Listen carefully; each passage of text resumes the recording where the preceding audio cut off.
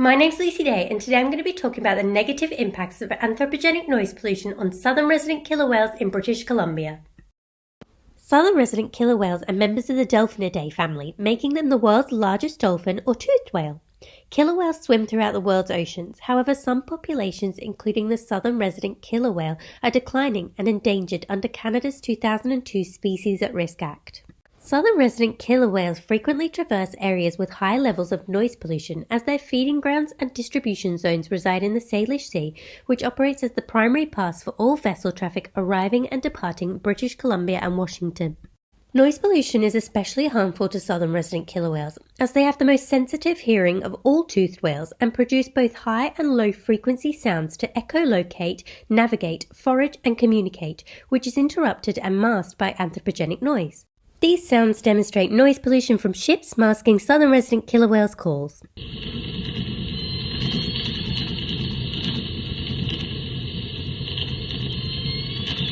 The southern resident killer whales population has steadily declined over the last 30 years, with 73 individuals recorded in 2021. This decline is significant as southern resident killer whales play a vital role in the sustainability and overall health of surrounding ecosystems. For example, in years that southern resident killer whale mortality was high, Chinook salmon populations declined. Chinook salmon are endangered, causing low prey availability for southern resident killer whales, leading to nutritional stress and malnutrition. Noise pollution causes southern resident killer whales to spend less time foraging and expend more energy to escape vessels by swimming erratically and further distances, which negatively impacts their health, fitness and immunity. If no action is taken to protect southern resident killer whales and reduce anthropogenic noise, it is predicted that populations will significantly decline within the next 100 years.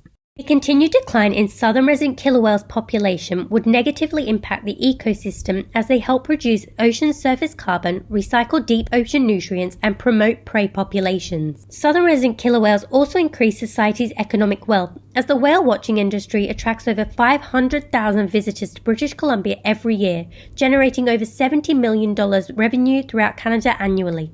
Southern resident killer whales are important to Native American culture, as they are a totem representing family, community, and protection. The Haida people are an indigenous tribe that have lived in British Columbia for over 12,000 years and believe that killer whales are guardians of the oceans that protect humans who travel.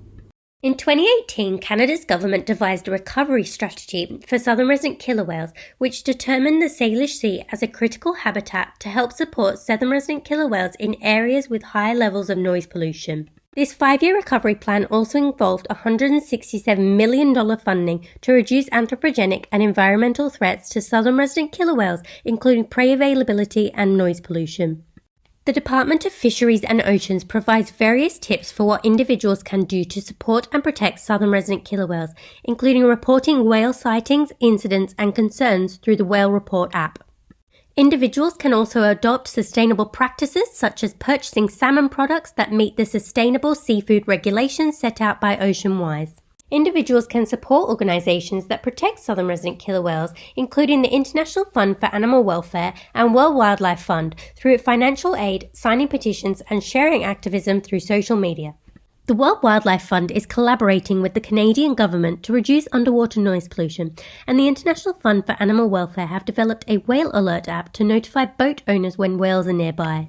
Management measures that could be enforced by the Canadian government include enforcing speed limits and speed reductions of 3 knots for all vessels, which would reduce the level of noise pollution in the Salish Sea by at least 3 decibels. These management strategies could involve redirecting vessel traffic away from southern resident killer whales' feeding grounds and distribution zones to reduce the negative impacts of noise pollution on southern resident killer whales.